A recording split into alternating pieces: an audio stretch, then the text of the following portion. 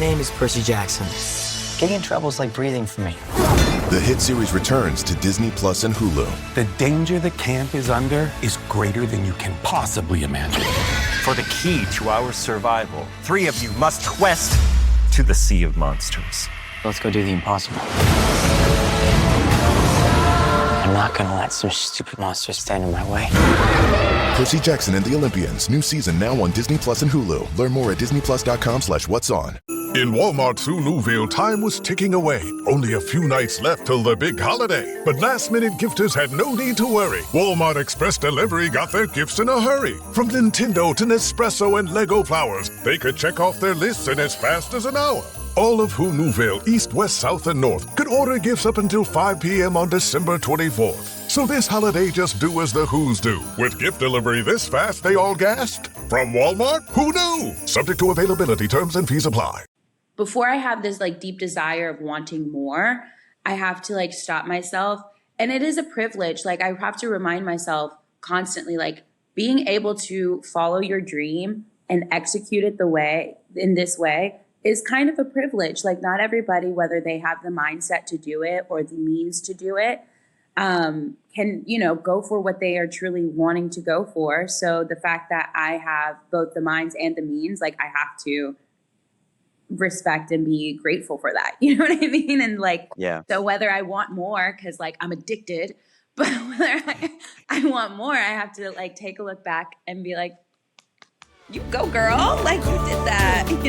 One more roll, one more dance for the doors get closed.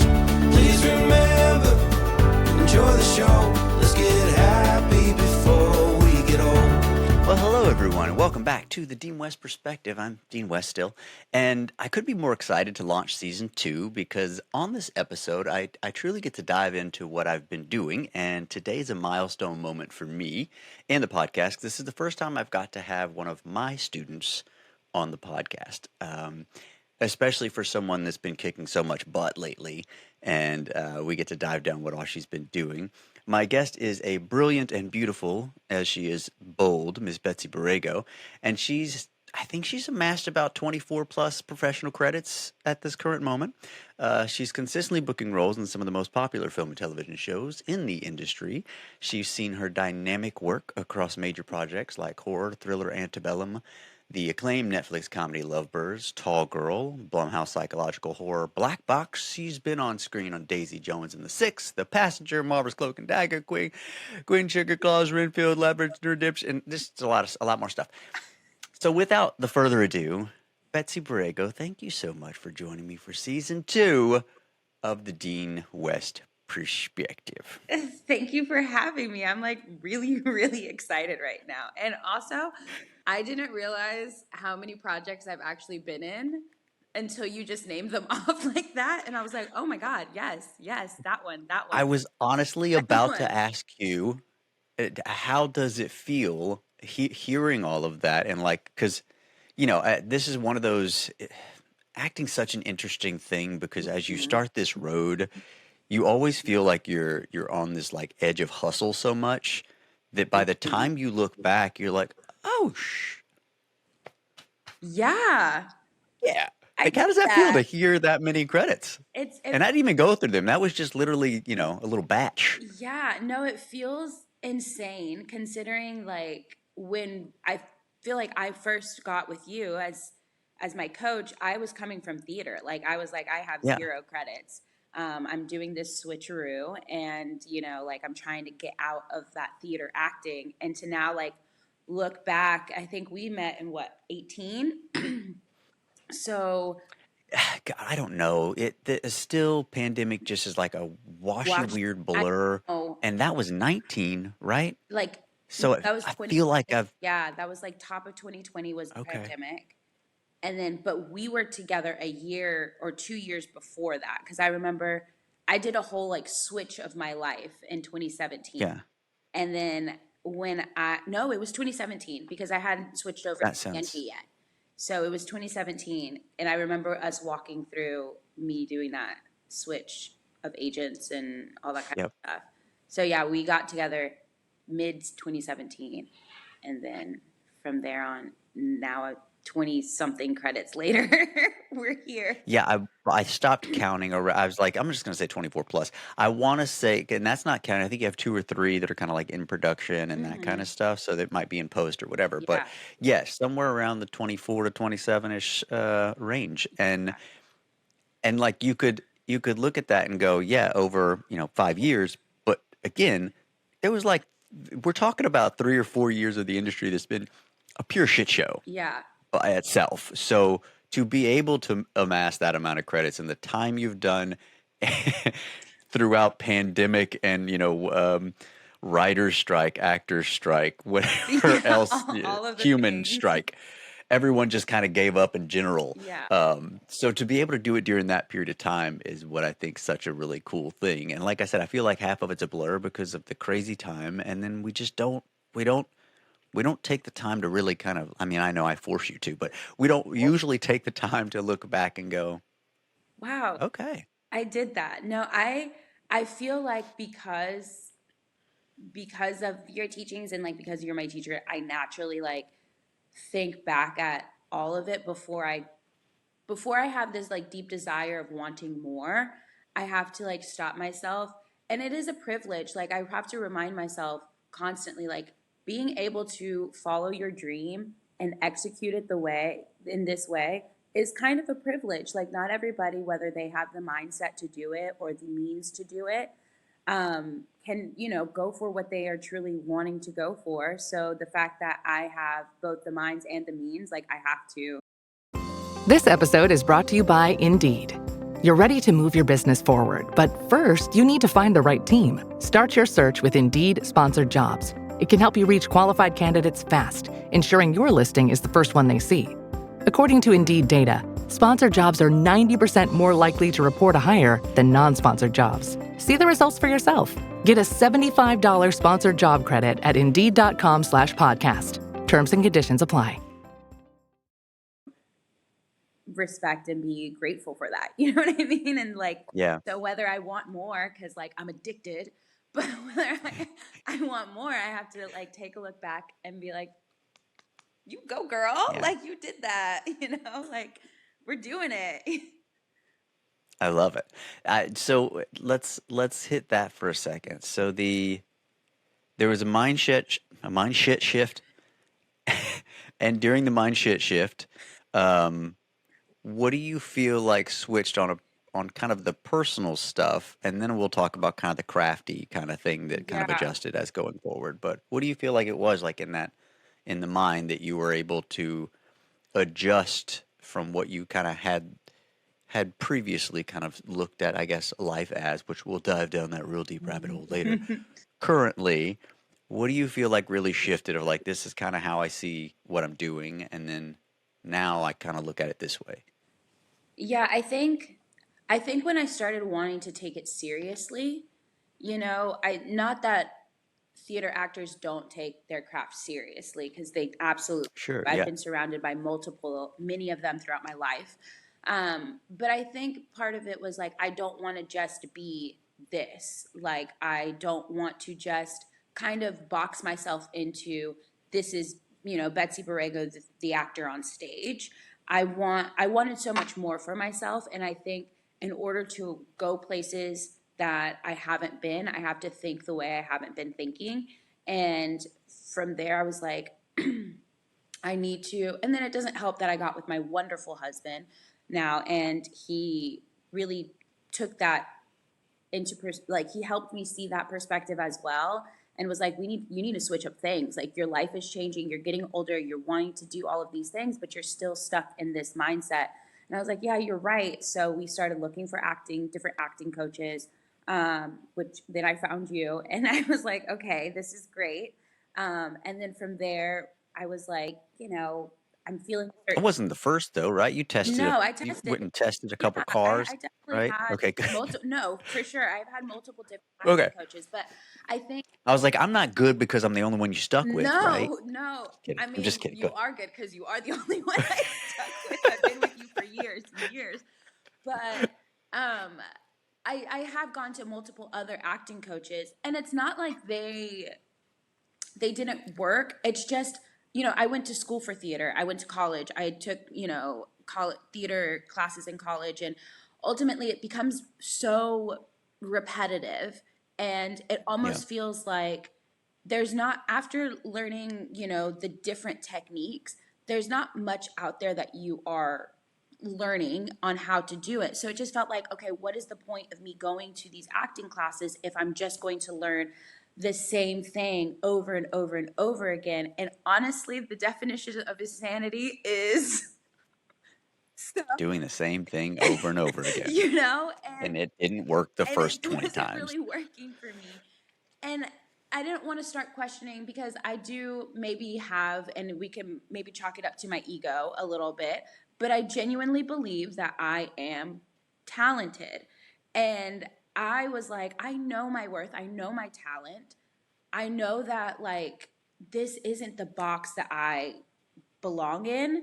And that might work for several other actors, and that's wonderful and that's great. And honestly, like, kudos to them. But it's not working for me. And this is the thing that I have a passion for. This is the thing that I know I'm good at. And this is the thing I want to do. So let me kind of switch things up. And I think that once I had that mind shift of like waking up, taking off my rose colored glasses, I was able to kind of like dive deep. And then when, we started working together and everything that you've taught me kind of like clicked and made sense. And it was really genuinely like turning on a light bulb and being like, no, this makes more sense to me. Like approaching acting in this way speaks to my soul that it almost like I tell everybody, like I started taking classes with Dean and I switched my agency and I just went, phew. And whether it was timing, whether it was my, whatever it was, it just happened and I'm not looking back. Like this works for me. Yeah. And, and I've gone to other classes outside. Like once we started taking classes, it wasn't like I was just sticking with you. Like I've gone to other Yeah. teachers and other coaches as well. But I ultimately every time just revert back to being like, okay, well, that was great. I'll take this nugget. I'll take that. This works for me. This didn't. And I'm going to insert everything on what I've learned in my little salad. And now I can Yeah. toss it up and, Yeah, and I think that's the key that, I don't want to say, no, I do want to say, some actors look at this and go, this is my acting coach and this is where I stay. And I remember when I first moved back to the South, there were a few of the coaches around here that literally had their students in this mind frame of like, no, you are my sensei and I cannot leave. And I was like, this is fucking scary. What kind of cult and shit? And I'm always in the mind frame of like, I love that people come back to me and they love studying with me. But at the same time, while I have a really different perspective on what we do, I've got my perspective on what we do. And I can look at all of the different ones and give you a version of that if that what's fit best for you, right? Like you've seen me in classes. Like if this person is a very Stanislavski version type of person and that's what they do, then I'm gonna help them do what they do because that works best for them. But I'm still gonna scratch that surface as much as I can and be like, yeah, but let's go a little deeper. And some people are good with going deeper, like you wanted that. We were looking for something to get those little unlocking of the nuggets that give you the freedom you get. And some people, that scares the shit out of them. I give a mirror and some people are like, look at me, holy shit. And I give some people a mirror and they're like, whoa. Don't take that back. I don't want to see all those bad things that I could also be. Mm-hmm. But that to me is like, what if all of your strength is hiding right there in the bad thing you don't want to see? Right. Are we live somewhere? Oh, okay. No, that's just us. I was like, it showed me chats over here, and I was like, what's going on over there? And so I think it's like really cool that you still went and pushed around to different places because I'm like, I want you to go check out places. I want you when I'm not coaching or we don't have something going on, which now I've got nonstop. We'll talk about that later. I want people to have new experiences, and I've always referenced it to like religions or churches. Mm-hmm. It's like go check out the church. There's got to be something you take, and you're like, oh yeah, that's my nugget. Mm-hmm. That shit's crazy. I'm gonna keep my nugget. Thank you though. And then I'll check out some other places. Mm-hmm. So I love that you were willing to continually find places that you get to play and test because you're going to get even if it's like the same thing I might say, you might hear it in a different way that goes, ah, I got that now. Okay, let me see if I can reapply it in this way. So I was, for me, yeah, check out the spider web, see whatever sticks. Yeah, absolutely. And I think there's a beauty in that too, right? Just as you mentioned, like the church thing, you go and you find the little things that speak to you. And there's some things that you don't teach that I've gone and I'm like, oh, I actually like that. I like the idea of, substitution in this manner, or like when I have to have a quick audition that's like a 1-2 liner, not going as deep as I normally do, and having like a quick Hmm. substitution option there that I may not usually subscribe to on a more, bigger, broader, Yeah. but it's good to have it. And I like, Hey, the vibes are slipping. I think it's time to bring out the Velveeta shells and cheese. The holidays are a time to go all in on indulgence. Headline your meals with the rich, creamy meltiness of Velveeta shells and cheese and satisfy your holiday cravings like no other. Bring that main course energy to your side dish. Celebrate extra with Velveeta these holidays.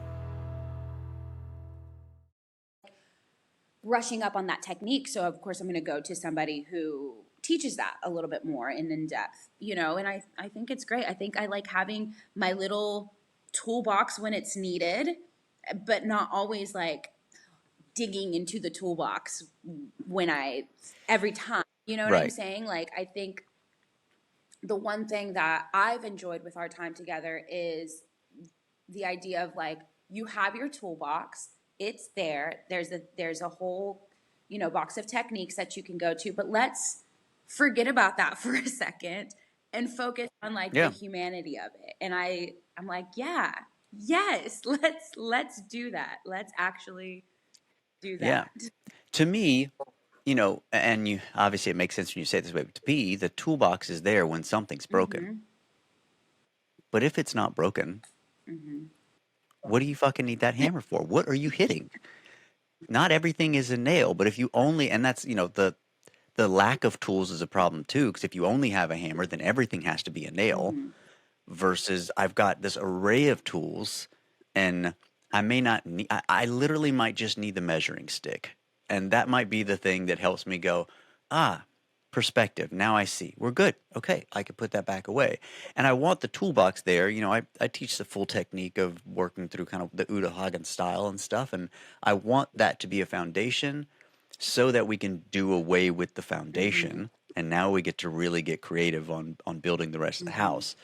But again, if all you have is that hammer and you haven't tried all the other Mm-hmm. stuff, one, you don't know when to use them, right? You might have a, like you were saying, like if we're working on something speedy, well, cool. I might not need all that, but if I want to just pull out substitution, I'm like, all right, cool. Let me just switch this real fast because I don't have time to dive into making sure of my real connection here. I can just I'll throw my mom right there and we're good to go, and that's immediate, right?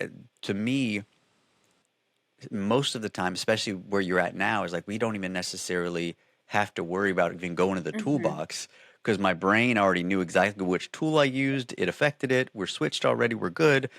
I don't even have to go there to try to adjust. It's just like, yeah, well, why wouldn't I?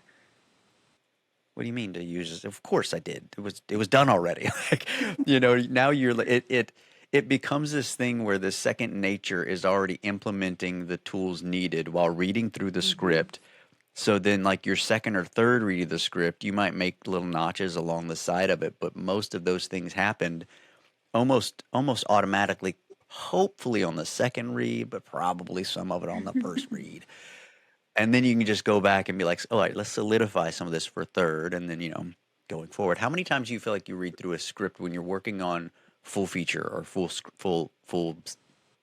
episodes? I don't even think I counted the times. I think I've read it, and because I think each time I read it, depending on the time of day, the mind frame that I'm in, like how I'm feeling emotionally, Hmm. I'll take something away from it differently. And then, once I'm like, okay, let me do the work, let me dive deep, let me do my script analysis, like I'll go through the whole like meditation, emptying myself and all that kind of stuff, and then reading it with a fresh pair of eyes. But I don't think I have like a number of like 2, 3, 4, 5. I just kind of like pick it up and read it and then Yeah. read through the whole thing and like, oh, okay. And then it's like, the third, fourth read, you're like, oh, wait, let me write this down, because like now you start clicking and it's like, oh, but this happens. My character doesn't know that this happens.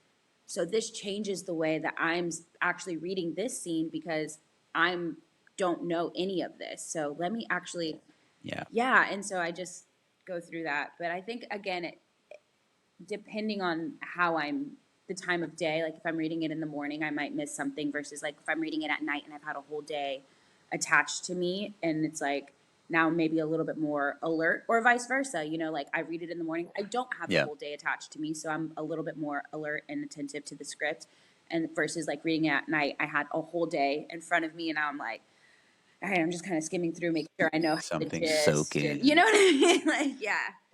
Yeah. So in my woo woo, and you've heard me refer to it this way, but my woo woo always goes, okay, when I've reached that alignment with character, then now reading through it, because of the circumstances, the pre-prep I've done, the understanding of what I've been through, and now getting to see everything through the character lens, if we want to call it that. These things, like, they're kind of like little beacons that start just popping up through the script. And as I'm going through an alignment, this one, like every book, every reread, you have a new perspective to get into it. Because, and I know you're a bookie, so we'll jump into that for a second. But on this second go through, fourth, fifth go through, fifth go through, after I've actually been able to create a full character understanding and allow myself to kind of this alignment with character, so now I can kind of throw the idea of character away, and it's now I am going through the book. As I'm going through like that, those little beacons are the things to me that make what we do such a freedom in our work. It allows us to do the most random shit that most people would go, I don't know, that seems like a weird choice. Oh, you made a choice? You made a choice to do... Why would I make a choice to do something like that? I didn't have a choice. That shit just happened because I was in alignment with who I am and what was going on. And when you're on set, those are the things that happen that make people walk up to you and go, I don't know what the fuck you just did, but let's keep that in there and do one more time. All right, we're going to roll again. Yeah.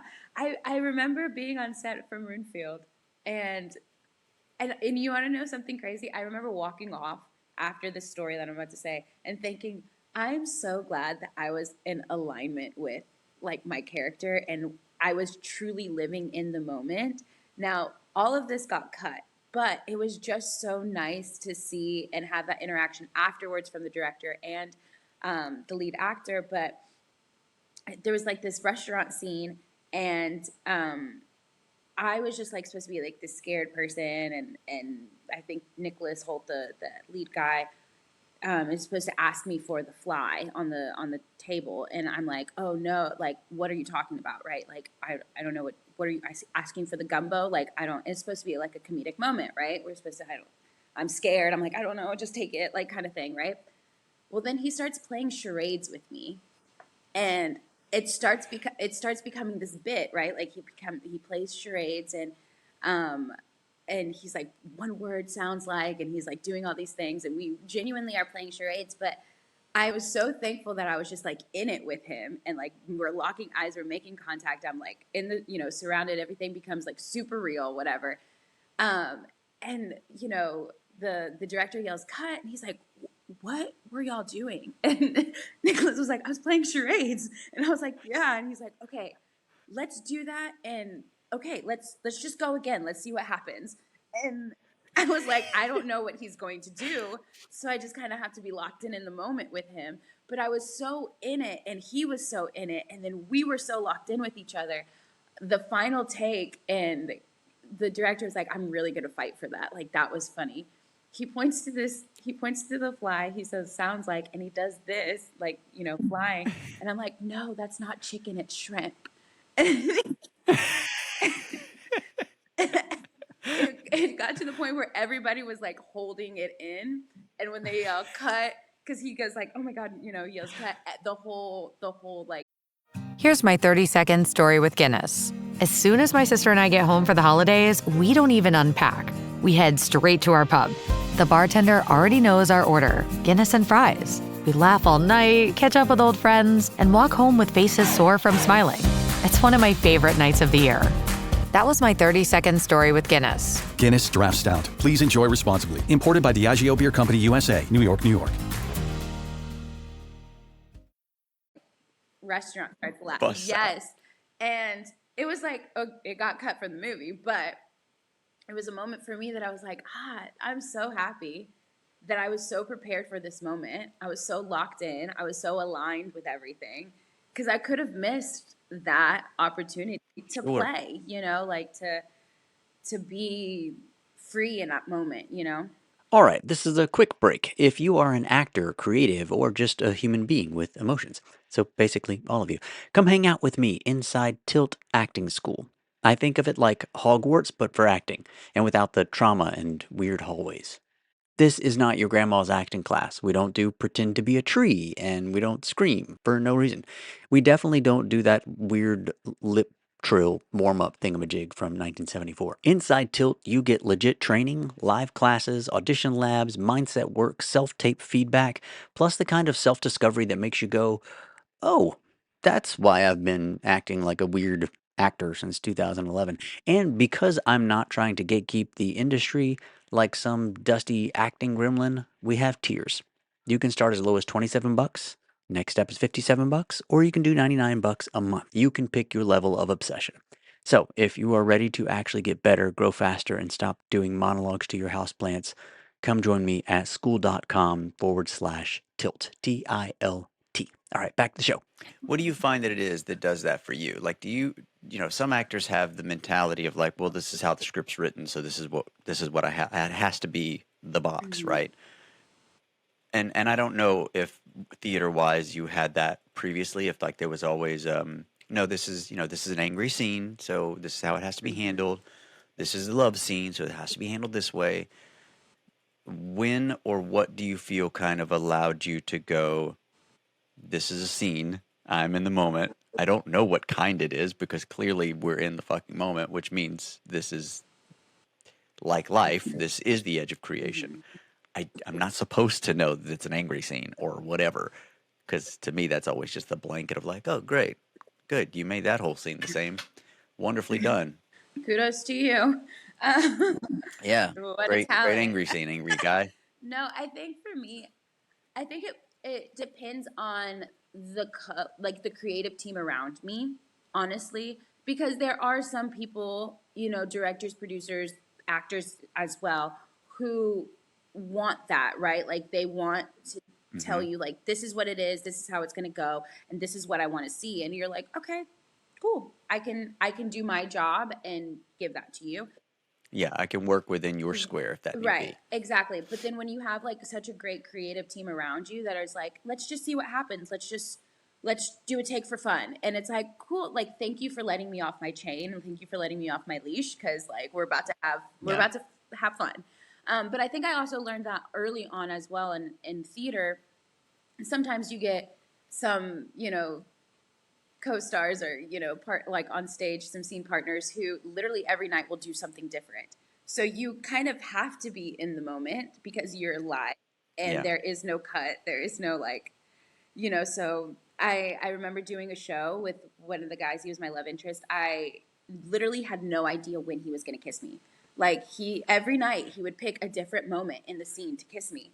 And I just had to, I remember that and being like, okay, I just have to always be ready and I have to like just live in this moment, live on this stage, live here with people. Or not be ready, I guess. Right? Exactly. Kind of like let it happen. If it happens, it happens. If he does it, he does it. Whenever, and just go with it. And I think each production is different based off the creative team that I'm surrounded by. If I had my dream creative team, I would want collaboration across the board always. And, let's figure it out. I did a short film recently and, the director was very clear on what he wanted the first and 2 takes, but we did 4 takes like every time. And he was like, the first take, like, let's do it like this. And then the second take, we're going to do it like this. And then the third and fourth, y'all could just kind of whatever.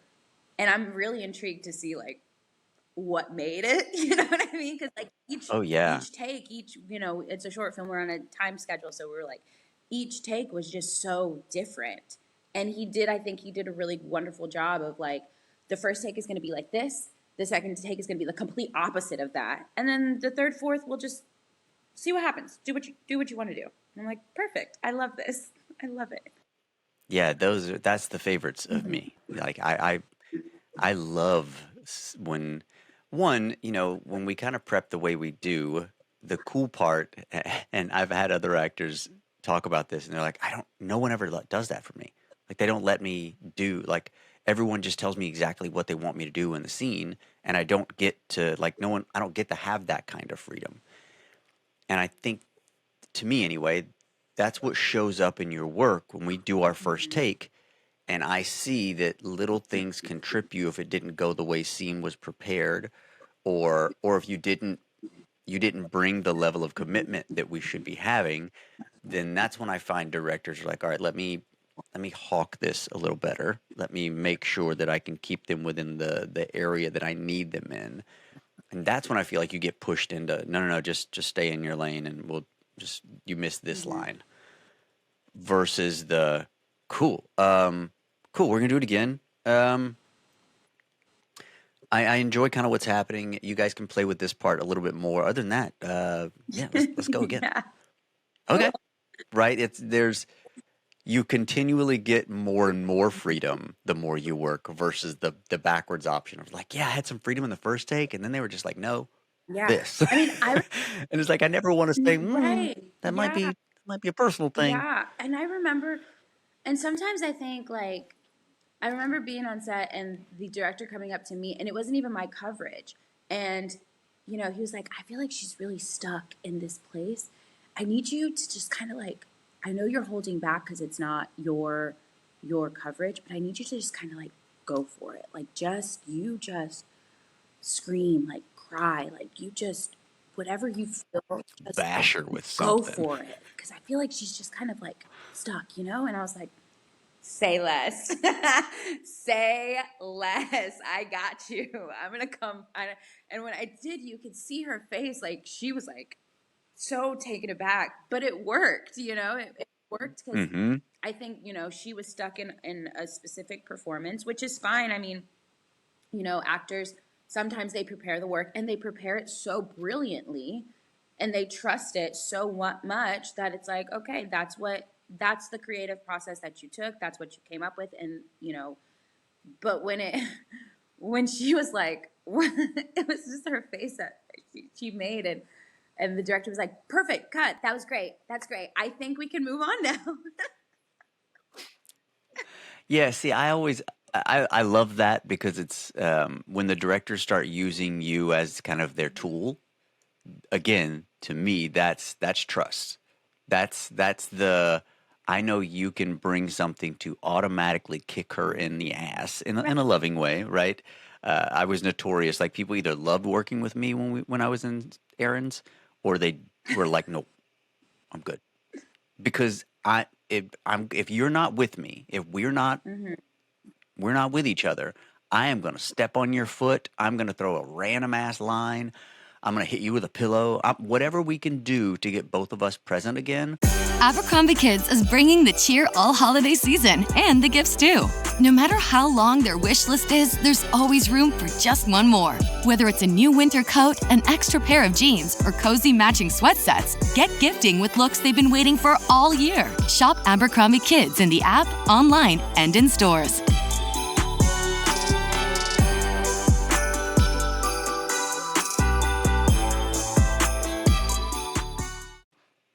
I'll risk fucking the scene up. I'd rather us fuck up this perfectly planned scene than us continue on with this perfectly planned, boring ass scene. There's nothing fun there. And if I'm not having fun, you guys can't be enjoying watching this. Like, yeah.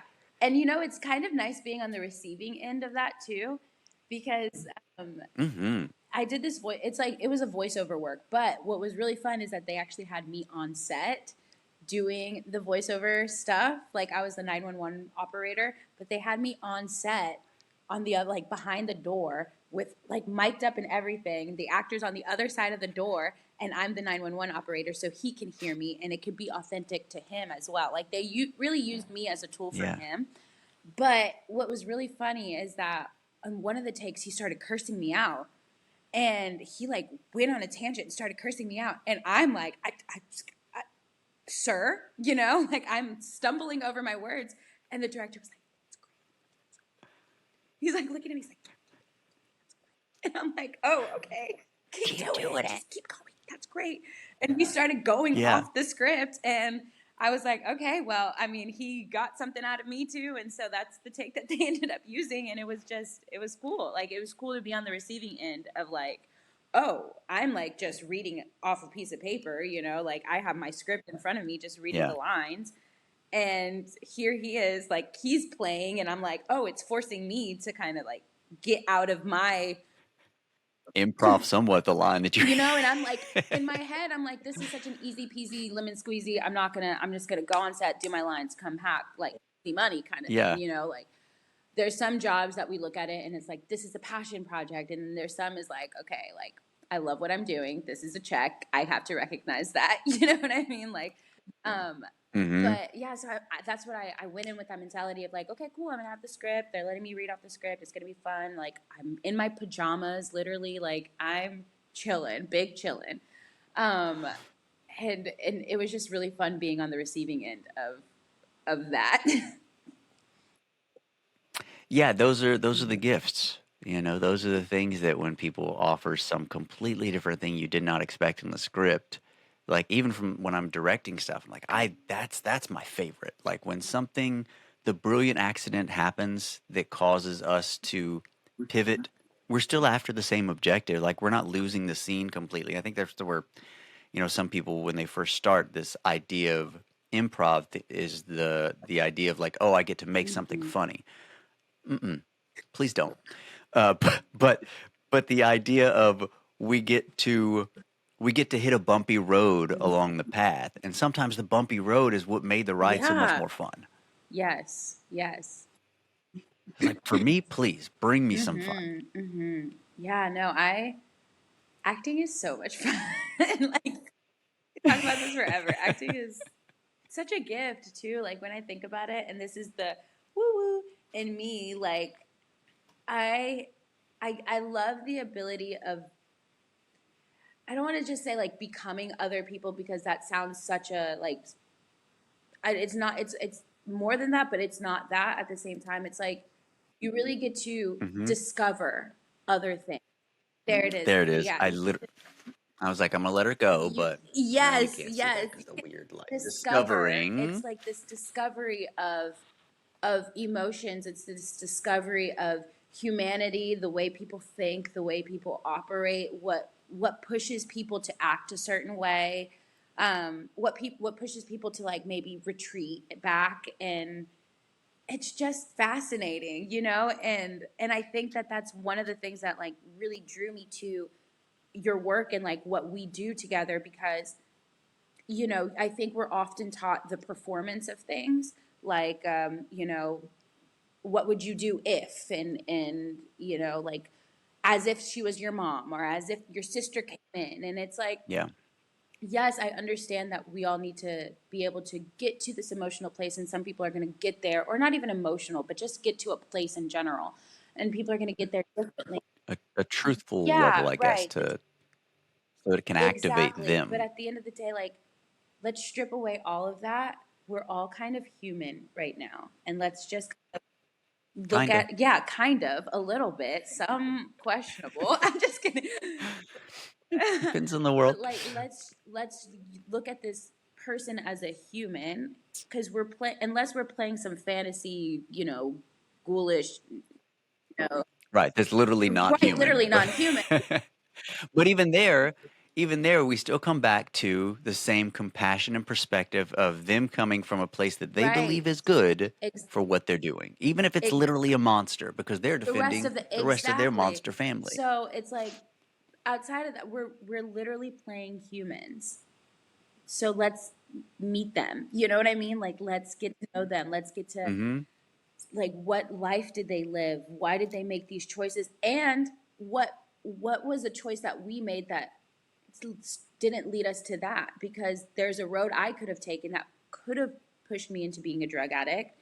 And what would I've been then? You know what I mean? Like, what would my life, like, these are questions that I Yeah. constantly, like, when I dive into characters, not necessarily inserting myself in my experience. And sometimes, you know, that is necessary, for like the empathetic level, but just really like dropping down to the core of like, this is a human being.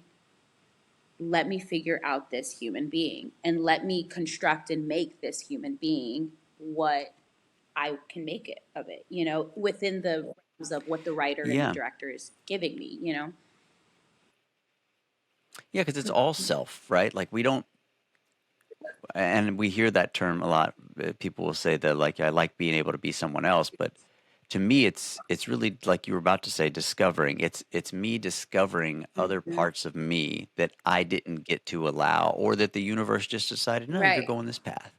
And like you said, I could have literally went right, and this would be me, right? I always like when I'm talking with someone, like say we're working on serial killer or something like that, and they're like, right, but I could never kill someone, so how am I supposed to even imagine? It's like, couldn't you? Maybe. Yeah. Yeah. Why? And then we have to explore what are the circumstances that you would completely justify killing someone. It sounds dark, but that might make you a hero in some way. I was working with someone in Tilt the other day, and the conversation was, it was a very like racist, bigoty type role. And he's like, and I can't. I know I'm supposed to be able to, go there, but I just don't know if I can go to that. Like that just seems like such a, I don't know. There's nothing about it that I want to be able to do that, because I don't feel close enough to be able to do it. I'm like, that's fine. But I think right now we're looking at it in the perspective of, one, we're considering this person a racist bigot. And that's totally understandable, because the words he's using from regular common sense would go, that's very racist and bigoted. We both understand that. And I think the problem isn't that you think it's racist and bigoted. I think the problem is that you think other people are going to think you are racist and bigoted. Oh, Hilton stay. Your beds are soft and cozy. No lumpy couch, no stiff futon, no shower line at crack of dawn. Oh, Hilton stay. When you want holiday comfort you can count on, it matters where you stay. Enjoy comfortable rooms and friendly service when you stay with Hilton instead. Save up to 25% this season when you book with Hilton. Hilton for the stay. Terms apply. And that comes to the core of it. So what can we do to help you understand that in that person's life, they're not the racist bigot. They are the actual hero of their story. They are defending their family, their country, their whatever it is, because they believe if they don't do that, their children suffer, their families suffer, their whole country suffer, whatever it is. And if we can look at it from that perspective, then you're not being a racist bigot. You're literally becoming the hero in your story. Yeah. And you're all that. Right? It's like if you can let yourself go there, and really and you've heard me say it, but to me it always comes back to that. What can I allow to be mine? What is it? What's the allowance that I have to give myself right now? Because they're all mine, right? All the little weirdos that I get to play. There's some version of me that I can dig up that can totally hone into that. And if you can't, then I think that's mostly a personal problem, not necessarily like I can't be that evil or that dark. No, you can. In your head, you're judging you, and you're worried about what your other people's perspective of you is going to be, which is understandable, right? That's why, to me, this whole thing is really certain levels of self-discovery. How deep am I going with my shit? I remember, I remember the first, like, I don't know how many sessions, but probably for the first, like, half a year. I remember every single time we would meet, I would cry. And I'm like, and it wasn't even like diving into the actual work. Like the first project I ever booked, you put on tape. We put on tape together. I don't know if you remember that, but it was the one, I had a baby. We put a backpack over me, and I was like carrying a baby. Do you remember that? Yeah. This, it was like this or something. Yeah. And the session, like before that, in the meditation, I was crying, and it was like the scene had like I had like 5 lines. It was like I was in a like fish market or something, but just getting to the point where I can like do away with all the shit I was carrying. I was like in tears, and I'm like, okay, let's go. I think I'm good. I think I'm empty now. I think I'm good. I think I can focus on that. I think I know who this person is. Like, Yeah. Because it's self-discovery. Like, it's your own shit. People, and I think I've said this, but I like, with kids, I'll say let's play for real, because kids can still, they don't need to know what they're doing. They can just do. Humans, grown-ups, we've got to the place that we almost feel like we have to understand it before we can do it. So it's a different thing. I have to make you consider your issues along with the thing. One, because 70% of people I coach will probably not continue with acting for the rest of their life. But if we work in this way, 99% are going to take stuff with them that affects and helps the rest of their life and their relationships and everything else. Do you feel like you've ever or did you notice a shift in relationships coming as you kind of adjusted some of the way you act with this craft, the way we do things? Yeah, but I think, I don't know, because I think like I got a lot closer with my sister, and I think I don't know, and maybe I could go back and like this was just all around a turning point for me. Like my life was in general just changing. Like that's when I first jumped into the relationship that I'm in right now, and my sister ended up was pregnant with my first niece, and so like there was just like this lot of change in my life, and I think the way I approached the change also helped me with the relationships, and I think jumping into our classes and our sessions together, and then like I felt like it was less of an acting class and more of like a therapy session at some points that we just so happened to end in like acting out a person or something. But I think with that, I was able to be a better, I hate being like, I'm a better person now, but like it does feel like I became a better person overall for everybody in my life. Well, you know what I mean? If we're dealing with something that is a deep dive of self-discovery, and every time you get to work on another character, you get to deal with your faults or imperfections, your awareness consistently climbs. Oh my So goodness, all of a yes. sudden, in the middle of your relationships you may have had before, when it was, I'm on the phone doing, or I'm kind of here, but I'm checked out. And then when all of your work becomes, how much can you tune into the other person? When your life can mirror that in a way, you can't help but to have a deeper respect for each other or a deeper connection, because I can truly hear you without my defense mechanism working in front of it going, okay. Oh, my regular spam call. Without my regular defense mechanism popping up and assuming that either someone's attacking me because it sounded like something I would take offense to, or someone is, whatever they're saying isn't as important because it's not about me or mine. When a lot of your work with this is it's figuring out how much we can tune in, how much we can assume that we are all doing something from a better place, right? If I have an uncle that's just always a bit of an a-hole, but I then try to get in his perspective and go, oh, okay, he fucked up his back years ago. He's usually in pain. He's got this going on. He's trying to do this every morning. He's also a vet. I can consider some of the things, it's easier for me to approach him in a way knowing what he's been going through and have a much better conversation because I'm in consideration of what he's dealing with. Versus. Yeah. Okay, we're going to land this plane for now, but don't forget, if you want to train, grow, and actually get better instead of pretending you're getting better, come hang out with me inside Tilt Acting School. And a huge shout out to my new partner, JamX, who's now distributing this show everywhere. So spread these episodes far and wide, be generous, be chaotic, send it to your ex, your classmates, even your grandma. Everybody. And please join us on the next episode as we wrap things up with Betsy Borrego. One more day